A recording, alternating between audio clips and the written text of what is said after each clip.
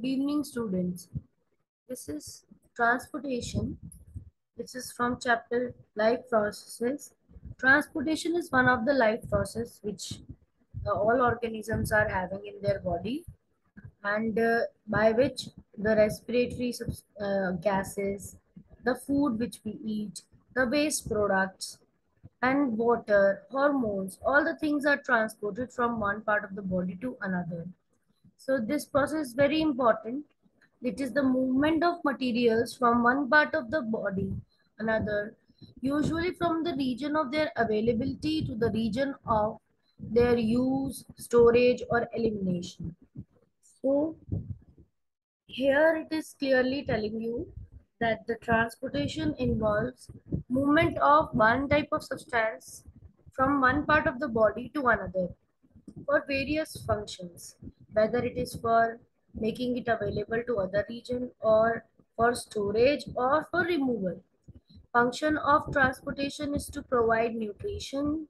This is the first function, metabolic gases, that means oxygen, to provide oxygen and every part of the body, to transfer the waste products, to plant to absorb the water, to transfer the hormones.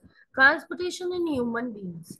When we read about transportation of human beings, in human, transportation of oxygen, nutrient, hormones, and other substances of tissues, carbon dioxide to the lungs, and waste products to the kidney is carried out by well-defined circulatory system. In lower organism, material is transported by diffusion. So in means in humans we are having circulatory system for transportation, whereas lower organisms do, like amoeba do transportation by diffusion. Circulatory system is in the big organisms, complex organisms like humans, animals. Circulatory system. What does circulatory system consist of? It consists of heart, blood vessels, blood lymphatic vessels, lymph, which together serves to transport materials throughout the body.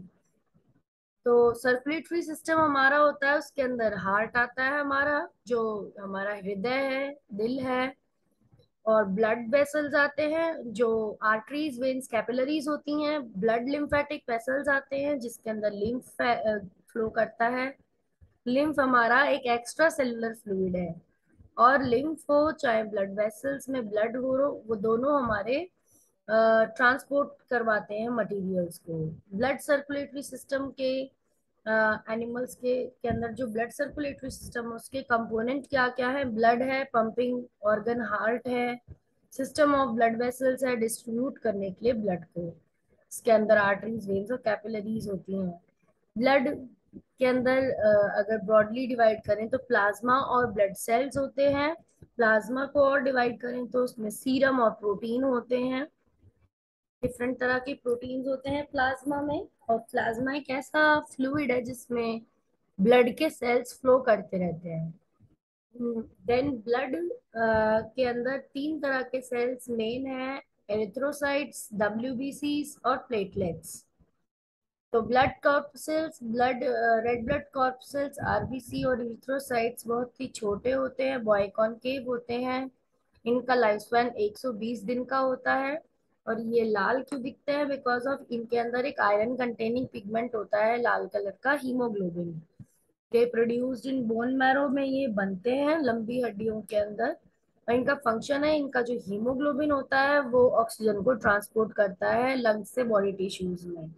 WBCs or white blood cells or corpuscles, these are large nucleated colorless cells and are less number numerous than erythrocytes. ये बड़े होते हैं size में और इनमें nucleus होता है, RBC में न्यूक्लियस नहीं था। एंड ये कम होते हैं पर नंबर में, इनका नंबर रेड ब्लड सेल से कम होता है, और ये 5000 WBCs होते हैं। और अगर सेल्स का टाइप देखें हम, तो हमें मिल जाएंगे और सेल्स।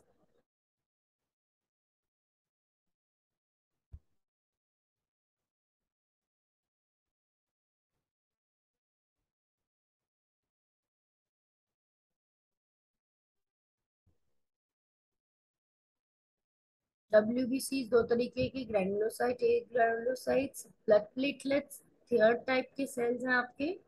ब्लड प्लेटलेट्स आपको इम्पोर्टेंट हैं जब भी आपकी कोई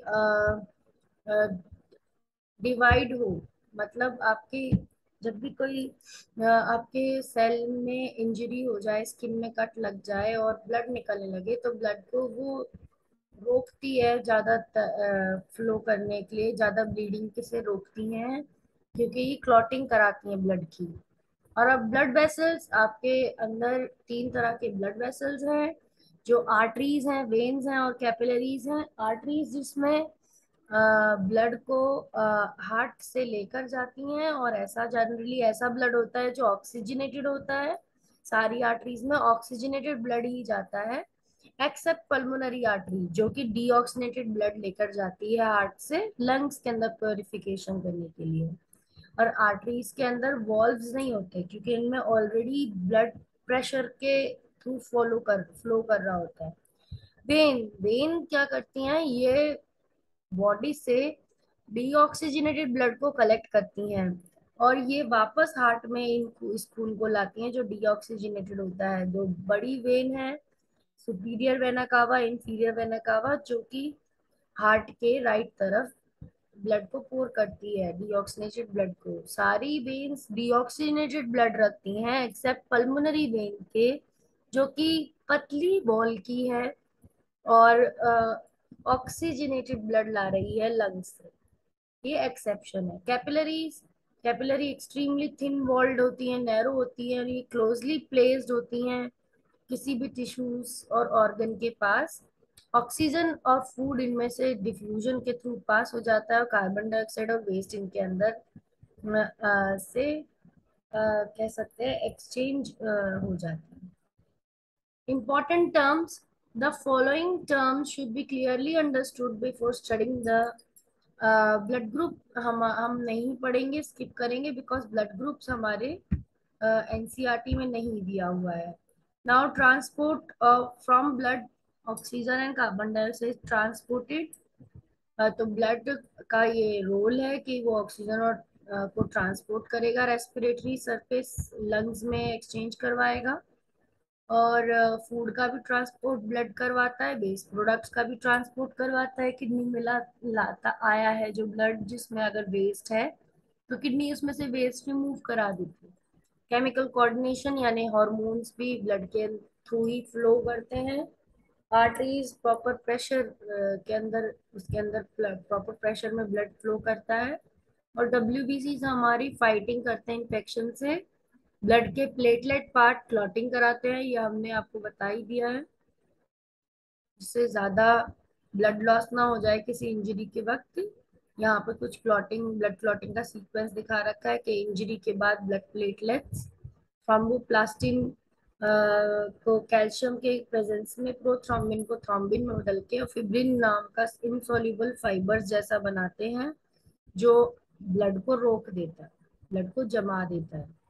अब हार्ट के बारे में हम बात करते हैं। हार्ट पंपिंग ऑर्गन है, जिसके अंदर ब्लड आता है वेन्स के थ्रू, और वो उसको ऑक्सीजनेट कराकर लंग्स की मदद से फिर वापस आर्टरीज में भेज देती है। इसके अंदर दोनों प्रोसेस होते हैं, डीऑक्सीनेटेड ब्लड भी रिसीव होता है और ऑक्सीजनेटेड ब्लड ये पंप करता है। और ये दोनों थोरासिक कैविटी यानी कि चेस्ट कैविटी में रखा रहता है हार्ट, दोनों लंग्स के बीच में और डायफ्राम के ऊपर। It enclosed in a double walled membranous pericardium. इसकी जो वॉल्स हैं, लेयर है इसकी कवरिंग्स, उनको पेरिकार्डियम बोला जाता है। और हार्ट के चैम्बर हैं inferior of the heart.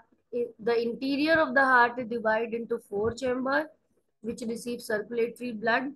Auricles, the two upper chamber are called right and left auricle. The auricle are separated by the partition called interatrial septum. तो इंटरएट्रियल सेप्टम होता है इनके बीच में, ऑरिकल्स के बीच में। वेंट्रिकल, दो इंटीरियर लोअर चैम्बर्स को ventricle बोलते हैं, they are separated from each other by interventricular septum. Valves, valves एक मस्कुलर फ्लैप होती हैं हार्ट में, जो कि ब्लड को पीछे नहीं जाने देती। एक बार ऑरिकल से अपने ही साइड के यानी कि लेफ्ट ऑरिकल से लेफ्ट वेंट्रिकल में और राइट ऑरिकल से राइट वेंट्रिकल में एक बार ब्लड चला गया तो नीचे के चेम्बर वेंट्रिकल से ऊपर नहीं जा सकता. These walls separated the arteria from ventricle. The right side of the heart possesses tricuspid valve. Right तरफ ट्राइकस्पिड वॉल्व होता है और लेफ्ट तरफ बाइकस्पिड वॉल्व होता है. और जो पल्मोनरी आर्टरीज और पल्मोनरी वेन है इनमें सेमिल्यूनर वॉल्व्स होते हैं. Blood flow through the heart, the path of the blood flow is shown here. सबसे पहले राइट ऑरिकल में वेना कावा ब्लड पोर करती है बॉडी से. सो हम इसको रीड कर रहे हैं ब्लड फ्लो को, तो हमें पता चल रहा है कि बॉडी से खून आ रहा है और from body the deoxygenated type of blood is coming. It's coming in vena cava. Vena cava इसे राइट एट्रियम में भेज दे रही है और ये डीऑक्सीनेटेड खून है इसलिए मैं इसे ब्लू से मार्क कर रही हूँ. ये deoxygenated blood right atrium auricle से राइट वेंट्रिकल में गया है. राइट वेंट्रिकल से ही डीऑक्सीनेटेड ब्लड पल्मोनरी आर्टरी लेकर जा रही है. पल्मोनरी आर्टरी से लंग्स में लेकर जा रही है. अब लंग्स में क्या होगा, ये ऑक्सीजन से भर जाएगा क्योंकि लंग्स में ऑक्सीजन आ रही है एयर से. ऑक्सीजनेटेड ब्लड हो गया इसलिए मैं रेड से दिखा रही हूँ. पल्मोनरी वेन्स इसे लेकर आ गई रेड और ऑक्सीजनेटेड ब्लड को इन्होंने लेफ्ट ऑरिकल में पोर किया और लेफ्ट ऑरिकल से लेफ्ट वेंट्रिकल में ये ब्लड चला गया. ऑक्सीजनेटेड ब्लड है ये. और अब इसे लेफ्ट वेंट्रिकल सिस्टमिक अयोर्टा के थ्रू फिर बॉडी में भेज देगी. तो जो नीचे का पार्ट है जिसमें बॉडी से खून जाता है डीऑक्सीजनेटेड वाला और वो और बॉडी में आता है ऑक्सीजनेटेड वाला, तो वो होता है आपका सिस्टमिक सर्कुलेशन. सिस्टम में क्या सर्कुलेशन चल रहा है, सिस्टम में सर्कुलेशन चल रहा है कि हार्ट की लेफ्ट वेंट्रिकल वाली साइड ऑक्सीजनेटेड ब्लड भेज रही है और बॉडी से फिर वो डीऑक्सीजनेटेड जब टिश्यू से डीऑक्सीजनेटेड कर देते हैं तो वो राइट ऑरिकल में आ जाता है. तो ये सिस्टमिक सर्कुलेशन हो जाती है. और पल्मोनरी सर्कुलेशन है कि राइट साइड लंग्स में भेजती है खून को और खून वहां पर ऑक्सीजन फ्लो उसमें मिक्स करके पल्मोनरी वेन्स के थ्रू लेफ्ट ऑरिकल में आ जाता है हार्ट के. तो राइट वेंट्रिकल से लेफ्ट ऑरिकल तक पल्मोनरी सर्कुलेशन है और लेफ्ट वेंट्रिकल से राइट ऑरिकल तक सिस्टमिक सर्कुलेशन है. So it is the movement of the blood from the heart to the lungs and back to the heart. The deoxygenated blood of the body enters the right auricle and pass into right ventricle. यहाँ से हमें शुरू करना है deoxygenated blood से pulmonary circulation बताना. And lungs में जाकर it gets oxygenated. Now, systemic circulation is the second type of circulation. We say that we have double circulation. One is pulmonary, one is systemic. So, in systemic circulation, it is the circulation of the blood between the heart and the different part of the body except lungs. सारी body में भेजना सिर्फ lungs को छोड़कर. Blood is received by left auricle, passed into left ventricle and then left ventricle pumped it into aorta and aorta will branch into various arteries to transfer this into the whole body. Double circulation is improvement over single circulation, which is shown in the heart of fishes, and mixed circulation, which is shown in the heart of amphibians and reptiles. And this is complete double circulation is seen in birds and mammals. So with this, we have finished with the transportation of the animals. For transportation of plant, I will be making a new video. So you have understood, I hope you have understood all the functions, all the circulatory system part, the heart, the blood vessels, the blood, and the points which you should be remembering. You have noted down that. I hope now you will be able to do your NCRT exercise as well. So I am Hemlata Yadav with you, your teacher. And if you are faced with any problem, you can contact me. You can comment here. If you want to ask any question, you can comment on the video. Thank you. Now I would like to end this class here. Thank you.